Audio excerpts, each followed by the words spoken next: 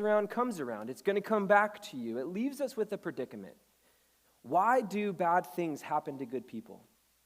Conversely, why do good things happen to bad people?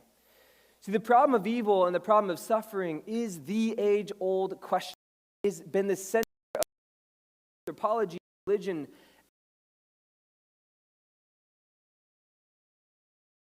Like there's goodwill sayings of, hey, good will come your way soon, just believe. Or maybe you just cancel out all the negativity around you, or maybe you just move to another place, probably Arizona, where people generally agree with your morals, your politics, your worldview, and you can insulate, or you can avoid, or you can grit your teeth, and maybe you can become embittered and sinister. So the reality is the world is not short of attempts to mitigate the suffering problem, but with that, the world is, as we all know, really weak when it comes to its solutions. So what do we do with this seemingly impossible problem? What do we do in this text when Jesus says, don't be afraid for what you are about to suffer? He says, be faithful even to the point of death. What do we do with that? I'm glad you asked. With that, we're going to dive into this text and what he wrote to the church in Smyrna specifically, but to the 7 churches more generally, which in the apocalyptic literature means to the church, to our church, reaching through the ages. How is Jesus truly good news to a suffering world in an anxious age? Verse 8 says, to the angel of the church in Smyrna write, these are the words of him who is the first and the last, who died and came to life again. These are the intro words to this entire letter, and Jesus is echoing these words that are Yahweh from the Old Testament spoken through the prophet Isaiah about himself, and Jesus saying, this is me. And in doing so, he's saying to Smyrna and to us that all of history is actually bracketed and bounded by him. History is not determined by the actions of Caesar. It's not determined by the rise or the fall of Rome, or in our context, by another person, or a spouse, or a political leader, or a job opportunity or loss. Our lives are bracketed by Jesus himself. And so whatever else that happens within history and in our lives, Jesus has the first word, and he's going to have the last word, and he has all of the words in the middle. And this is what gives us life. So why would Jesus present himself specifically in this way to this church at this time? Where he says, I'm the first and the last. I'm the one who died, and I'm the one who came back to life. Jesus is taking from that first chapter where he introduced himself with all of these images, where he says, I'm the first and the last. I have eyes like fire. I have hair like wool. I've got feet of bronze. I've got this sash that's around my chest. Right? He gives them this image of who he is, but then in each letter, he takes one of those pieces of his image and says, this is specifically for you. So he gives them the first and last and the resurrection. These words specifically would have resonated with Smyrna for a couple reasons. Smyrna rivaled Ephesus as, quote unquote, the first city of Asia. They had coins on them that said the first city of Asia in size and beauty. They loved that they were the first. This was their pride and their joy. They were the first. And Smyrna had also gone through a number of once dead but now alive stories. In 580 BC, it was destroyed, and then 290 BC, it was rebuilt, and it was rebuilt to be this beautiful city, and they were proud of their resurrection. And so as Jesus is saying these things, he's saying, yeah, Smyrna, you aren't the first one. Smyrna, you're not the last one. Smyrna, you're not the resurrected one. I am. And to a city that loved the security of their identity of being the first and the resurrected one, Jesus says, no, that's me. Your hope isn't in your city. Your hope isn't in your circumstance. Your hope isn't in your security. Your hope is in me. What's crazy is Smyrna still exists to this day. It's the current city of Izmir in Turkey. And Smyrna, or Izmir, is the only one of these 7 churches that still to this day has a church that is alive and active. The only one of all of these 7 churches, meaning they listened. They paid attention to Jesus' words. They leaned in. They trusted God. They didn't consent to the pressure around them, and they've experienced pressure for decades, but they've also had a vibrant church for decades.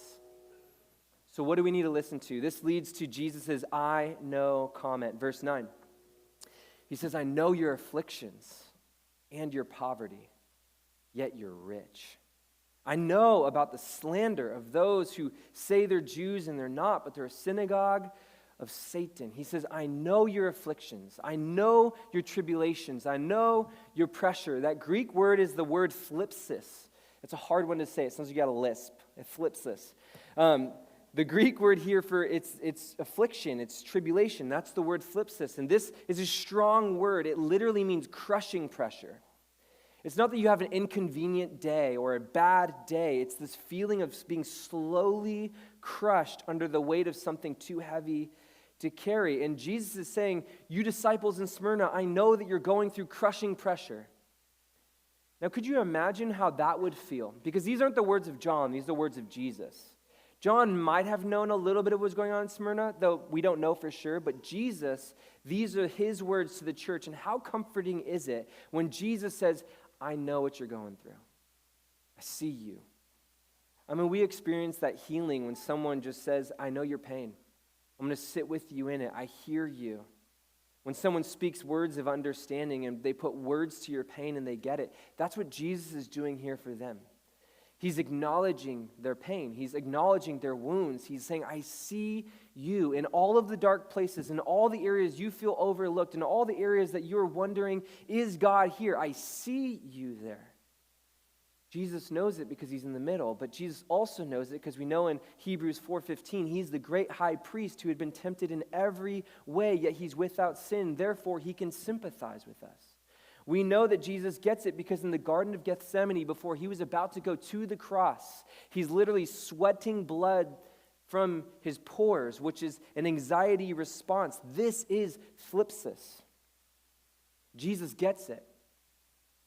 And outside of Jesus just being able to empathize with them, what does he now say to them? More than just like, hey, I get you, I see you. It'd be really nice if Jesus comforted him. And then this is what he says.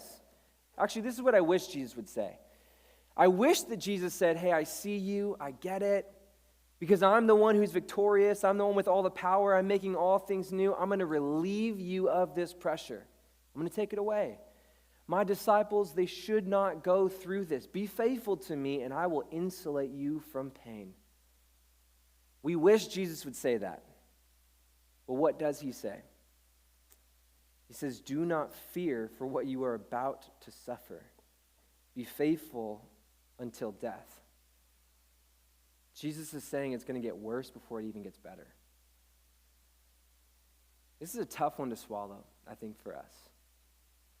Especially in America. And I don't know what, when you started following Jesus, what you thought you were jumping into, but there are times, if you follow Jesus, I think at times, though, we can buy into, my life is going to get better. And in some spaces, it does.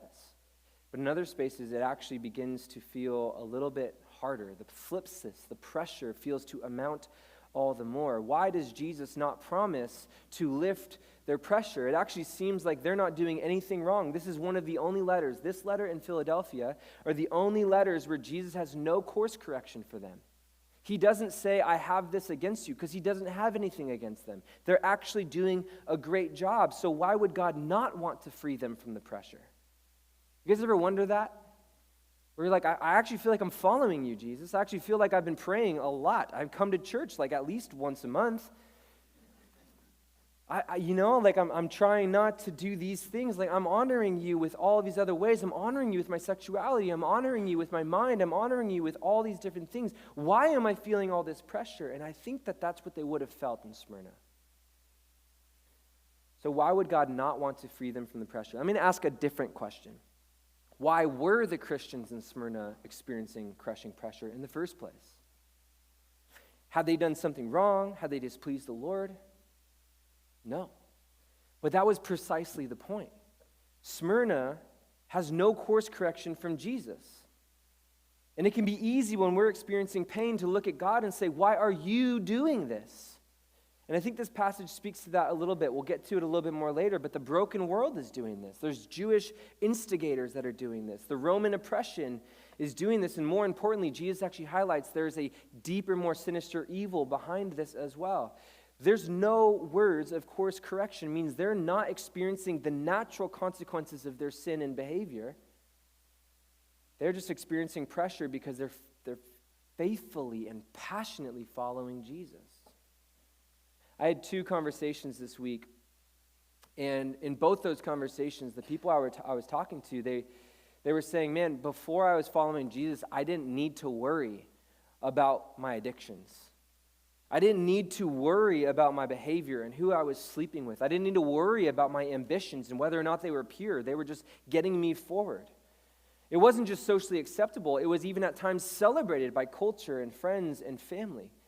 But now that these 2 people I was talking to, now that they start following the way of Jesus with their life, they feel tension.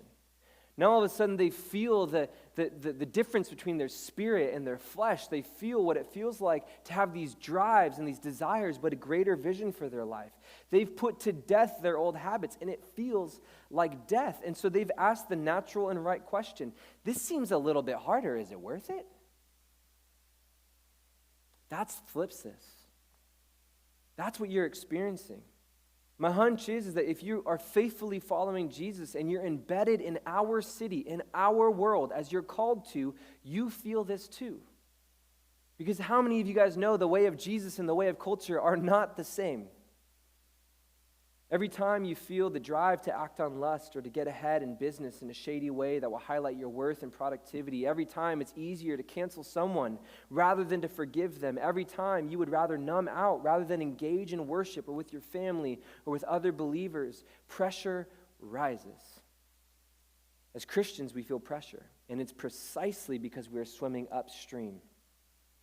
Sometimes we're under pressure because we're making careless, unwise, and ungodly choices. Absolutely.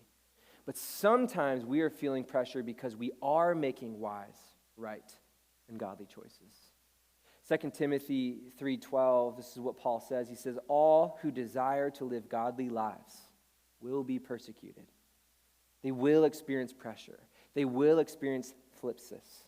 And the disciples in Smyrna were experiencing pressure because they were living godly lives. They were choosing not to opt into the quick and easy solutions to pain and suffering, which would have given them immediate relief and satisfaction. Instead, they were doing the hard work, the gritty work, and the long game of pursuing Jesus in life, which actually offers keepable satisfaction. Tyler Staton, a pastor in Bridgetown, highlights this truth. He says, here lies the greatest paradox of the human condition. That which makes us more is easy to want, but harder to choose. And that which makes us less is easy to want and easy to choose.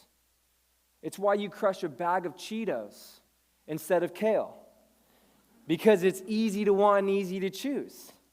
It's why when I get home with my son, all he wants to do is sprint in literal circles around our couch for minutes. And when I get home, all I want to do is plop on that couch and open my phone and scroll for some mindless, numbing minutes. To choose to take my backpack off and grab a toy car and pretend that I'm racing my son around the couch produces a much greater reward. It bonds me to my son. It allows me to savor the moment that I will die to want to relive when all he wants to do is hang out with his friends and borrow my car and be embarrassed of me. See, to run around the couch today is life to the full. To scroll on my phone on the couch is to numb out and to die to the world around me. The former is hard to choose, and the latter is easier to reach for. The one requires greater intention, but delayed, but keepable satisfaction. And it's hard. That means that we go against the grain, and when you go against the grain, sometimes you get splinters. The result is pressure. It's Philipsis. Philipsis is actually a technical Greek term. It's never used just for the normal frustrations of life. It's always used in reference to the incoming of the kingdom of God as it clashes with the kingdom of darkness. When light shines in the darkness, darkness pushes back and Philipsis is felt.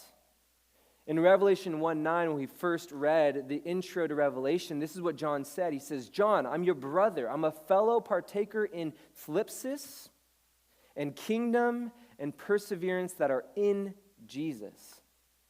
What John is saying with these words, tribulation, kingdom, perseverance, is he's saying this is what it means to be in Jesus. To partake in the kingdom of God means partaking in tribulation. You partake in the inbreaking kingdom, and that naturally causes us being partakers of perseverance because there's another kingdom at war. So to be in Jesus definitely means that we partake in joy. We partake in grace and peace and power and fullness and life and celebration. But as long as there's any resistance to that kingdom, to be in Jesus also means that you will experience pressure. And the two can coexist. How many of you guys know that you can be experiencing the utmost amount of joy and also be walking through sadness? That you can have a peace that transcends all understanding, even though your finances don't add up. That you can be so filled with love even when you feel misunderstood. I mean, those two things can coexist. This is really great news. Because in our culture, especially in Sanitas, we actually want to insulate. We want to medicate. We want to pad our security and our comfort. But what this does not produce is resilient disciples. On the contrary, that kind of philosophy requires that all externals have to remain at peace in order for your peace to remain. That's just not how the broken world works. Life happens. Suffering is the result. It's the experience of all humans to varying degrees. And to buy into that philosophy is to buy into a false reality. The gospel doesn't say that you need all of these externals in order for you to have peace. It actually says peace is found when you are in the middle of the storm because Jesus is in the boat with you. You can have peace because Jesus is with you. At the end of the Sermon on the Mount, which is in Matthew 5-7, Jesus ends his sermon and he says, when the rain comes, when the flood rises, when the wind blows, not if, when, he says, where's your foundation? If it's on sand, you will crumble. You will get washed away. If you build your life on the cultural currents, the shifting currents of culture, if you build your life on all of these things, the immediate satisfaction, your life will crumble when the rain comes, when the wind blows. But if you build your life on me, on my teaching, on my life, on my presence, the rock, when trouble comes, you're going to feel it, but you're going to be okay. The gospel is that peace is found wherever Jesus is. Jesus is with you. He's in the middle of the churches. He's in the middle of the pressure. He's in the middle of life. And so when life goes sideways, when the diagnosis comes back and it's the worst news, when life is cut too short, when the finances pinch, when insecurity is all around us, we are near to Jesus. He's the first and the last. Resurrection is in him. And so we can have peace. Which is why Jesus then continues on and he says this fatherly affirmation, do not fear and be faithful. He doesn't say be successful. He doesn't say be impressive. He says be faithful. Jesus isn't calling us to be the strongest or the smartest or the most put together. He's not asking us to perform. He's asking us to persevere. Faithfulness means staying the course when it would be easier to quit. It means choosing trust over control, obedience over convenience, loyalty over applause. And faithfulness doesn't mean that you do not feel fear. It just means you're not ruled by it. It means that fear doesn't have to take you out. Of course you're going to feel fear. Courage means that you feel fear, but you're overcoming. And so to have faithfulness, it means you feel fear, but you just keep walking even when it's hard to. You show up to the battle even though you're trembling, you're going to still stand. You pray even when you don't have the words. You worship even if you don't feel like you have the strength. And you love even if it costs you something. Because if the kingdom of God is not flash or fame that moves God's heart, the kingdom of God is that quiet, steady, unshakable faith is what moves God's heart. And so for you today, maybe you're going through your own version of pressure right now. And it's not a Roman prison, but it could feel just as confining. You're carrying pressures that no one sees. You could be sitting here next to someone and you are carrying a weight that they can't tell on your face. But you have your work, you have your family.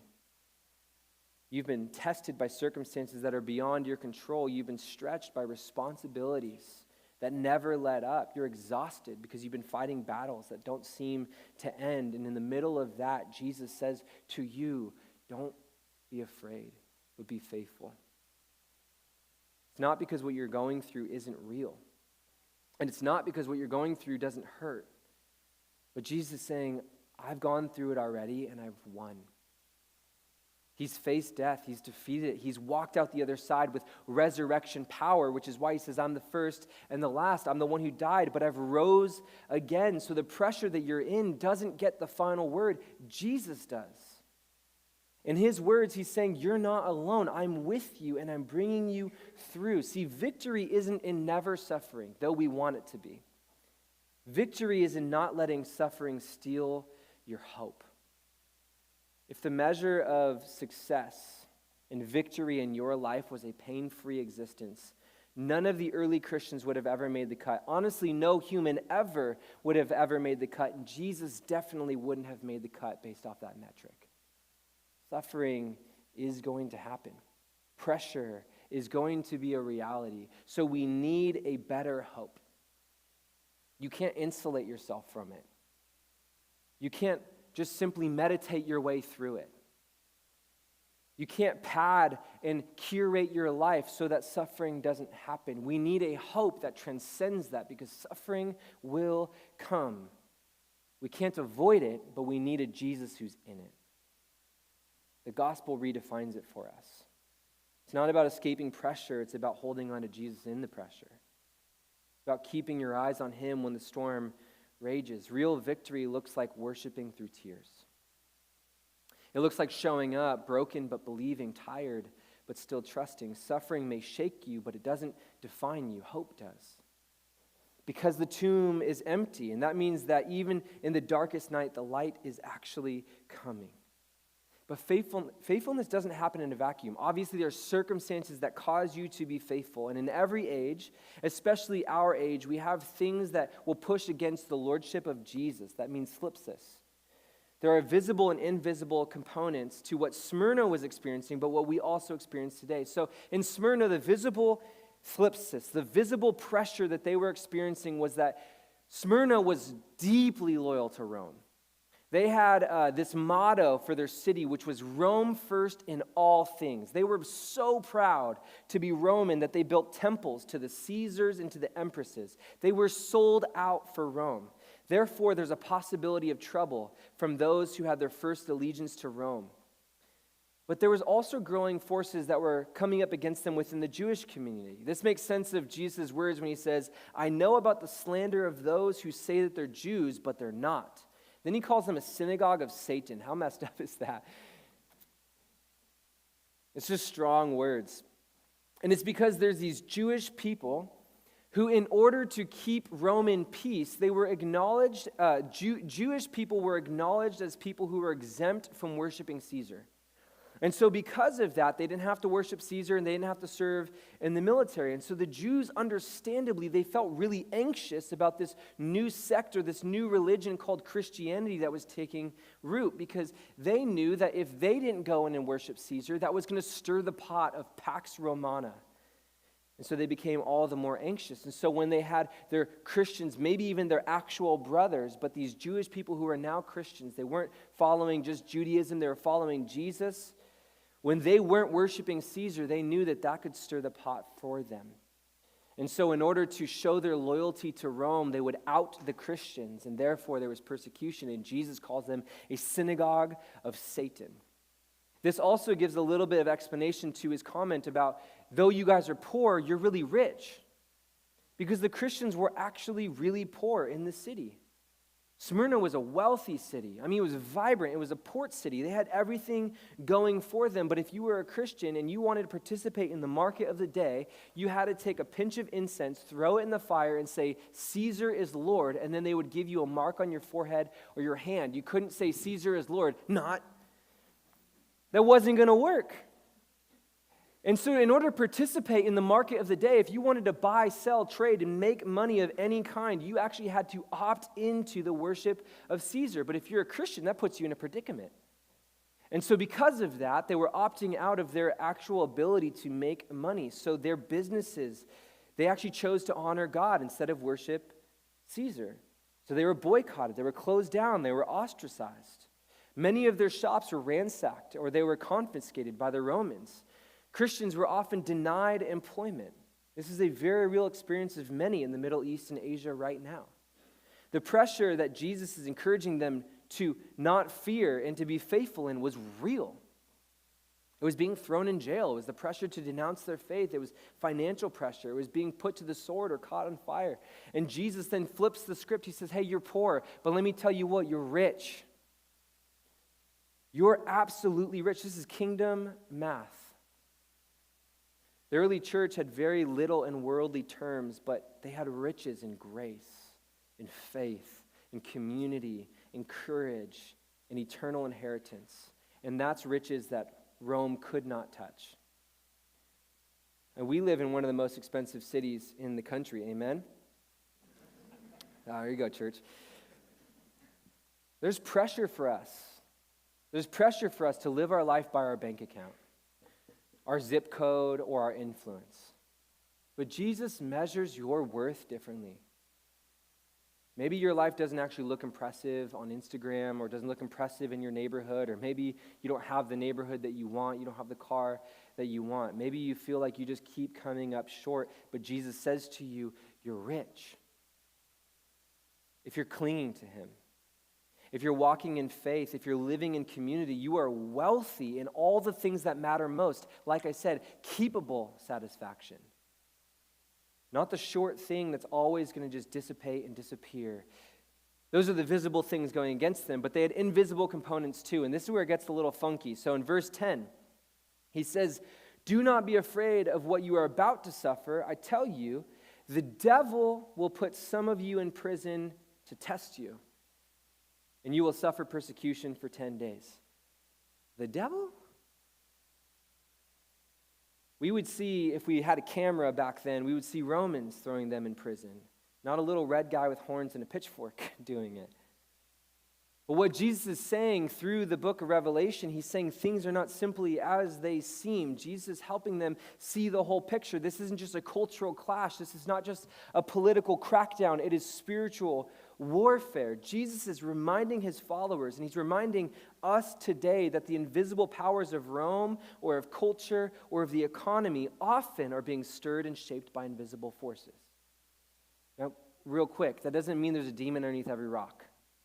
Doesn't mean that there's a demon of Encinitas Boulevard making all the lights red so you showed up late just to find out there's a demon of the parking lot who took all of the spots. You're just late. But there are more often than I think we give credit for spiritual components to a lot of things in life, which is why we fast and we pray when people are sick and we go to the doctor. Richard Halverson, when he was the chaplain of the United States Senate, once said this on the Senate floor. He said, there's no adequate understanding of history that can be had without taking into account the fact that behind and around and throughout history, a personal, diabolical, satanic spiritual force is bent on destroying all good and its author, Jesus Christ.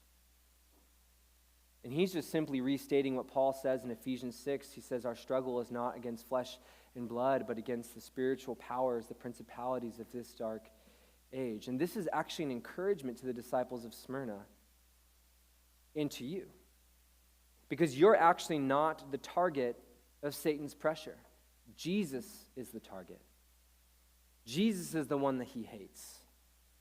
But we embody and we represent Jesus. We are his love, and so to attack Jesus, he attacks us. The enemy goes after that which is dearest to Jesus, which is namely you. That's why the pressure intensifies when you walk in obedience. It's not because you're doing something wrong, it's actually because you matter. That you're not overlooked, you're not forgotten, you are deeply loved by God, and that makes you a target. The enemy doesn't waste his energy on people who pose no threat. He comes after those who live with a kingdom light shining through them. You are worth it, and that's what makes you a target. Canadian psychiatrist John White says Satan's supreme object is to hurt Christ and Christ's cause. You personally are of no interest to him. It is only as you relate to Christ that you assume significance in the enemy's eyes. What an encouragement and a relief. When we are being attacked, it's not because you're worthless. It's precisely the opposite. You are offensively filled with worth and value. What a flattery. you're so loved that you're hated. It's better to be loved by God and hated by the enemy than to live a life striving for love that cannot be keepable and therefore ignored and uninterested to the powers that be. This is where Philipsis in everyday life happens when we seek allegiance to Jesus in all things. And so the question then arises again, is it just easier to conform and submit to the cultural ways? Maybe. Immediately. But not ultimately. And not keepably. That which makes us more is easy to want, but hard to choose. And that which makes us less is easy to want and easy to choose. The word Satan is not a name, it's a title. And so the Satan literally just means the deceiver, right? That's what his name means. He promises everything to you, but he delivers on none of it. He will give you the easiest and the fastest hit of dopamine and excitement, but it'll leave you starving for substance and addicted to more. Slowly and sinisterly, you will be eaten away from the inside, and you'll think it's actually working. Or worse, you'll know that it's not working, but you won't know how to fix it. And so Satan will give you another addiction, another solution to fix it, and to fix it quick. And when that fails, he'll give you another, and the treadmill goes faster and faster, and it still gets you nowhere. He creates the problem and then offers a solution that has its own problems, which then gives you another solution. And the cyclone of failure, it distracts you from your deepest need that's actually found in Jesus. It's like why your iOS device all of a sudden starts to bug out when a new one drops. It's a strategy taken straight from Satan's playbook. Steve Jobs. Resist. Be resilient. The reward is greater than the immediate relief. This is why Jesus again comforts them. He says, I'm the first.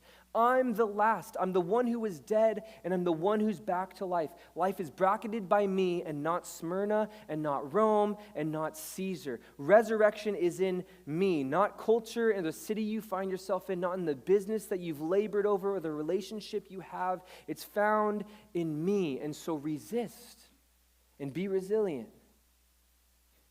And so Jesus gives them four quick hopes that I want to begin landing with.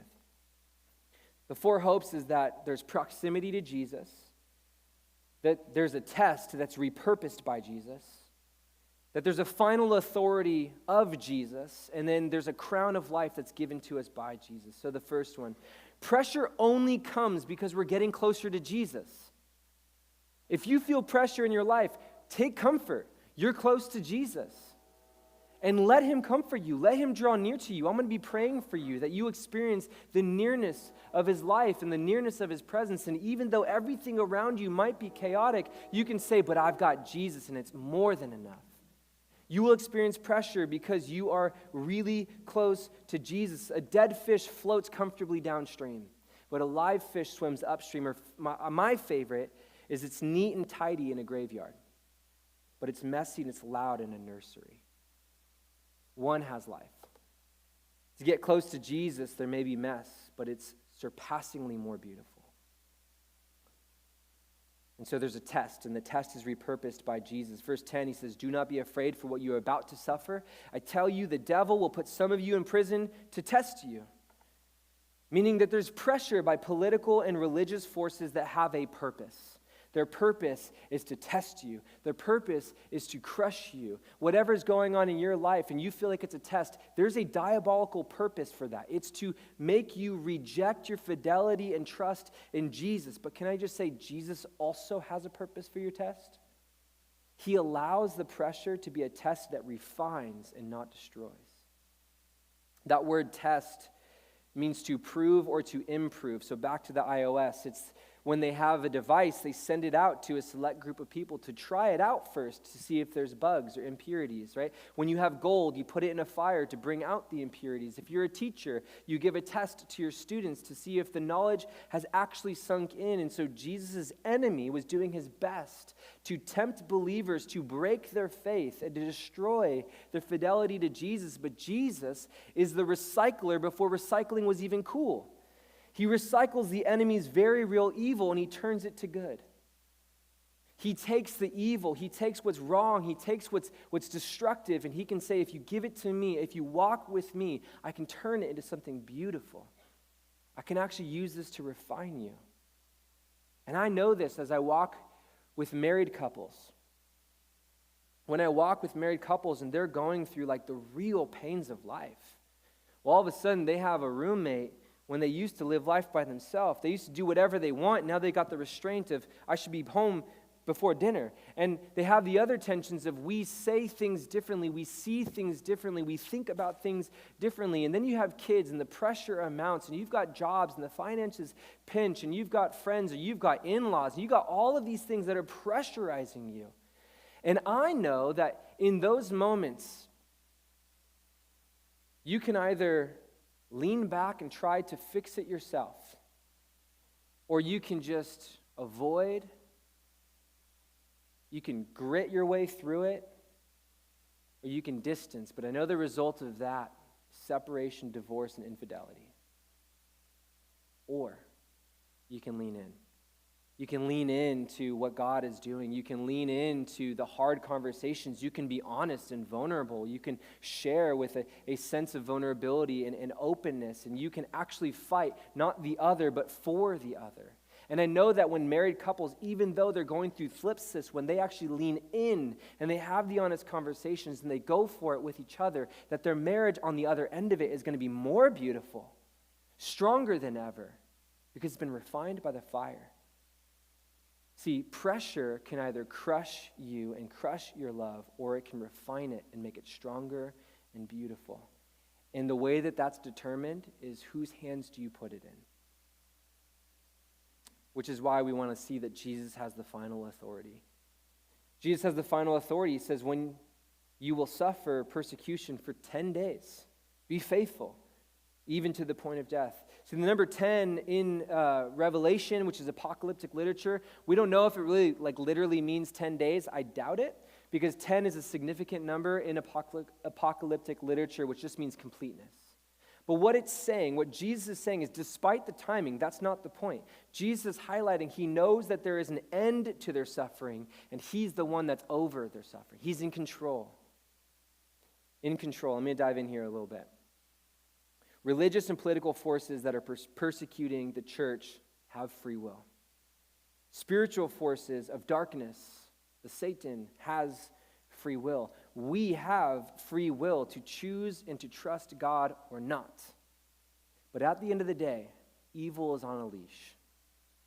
They don't rule and they don't dominate God. They still have to live underneath the authority and lordship of Jesus. They may be flexing their free will, but God is victorious, and he's masterfully repurposing, so beautiful that you could say that he is almost purposeful in utilizing that evil and that brokenness to refine and work towards his good and beautiful end. Evil is evil, and we need to just name that. God is not the author of evil. If I do something that's evil, I'm the one who's to blame for that. And we see this all the time. People flex their free will. They do evil things. There is a very real and personal evil in Satan. There's very real and personal failure and evil due to our own decisions that we're accountable for. And there's also a fallen and broken world that's due to the breakdown of all things that we saw in Genesis 3. There is evil in the world. Some things are just evil, which is why we have a God who's good. And he takes what's evil and he repurposes it. And he moves things towards his end. And he gives us his presence. And he suffers more than we do with us. And he unveils his presence and his promise to us. He wins. And that's why we can say he's in control. He has the final word. He's the first and he's the last. And finally, he gives us a crown of life. He says, I'll give you a crown of life, your victor's crown.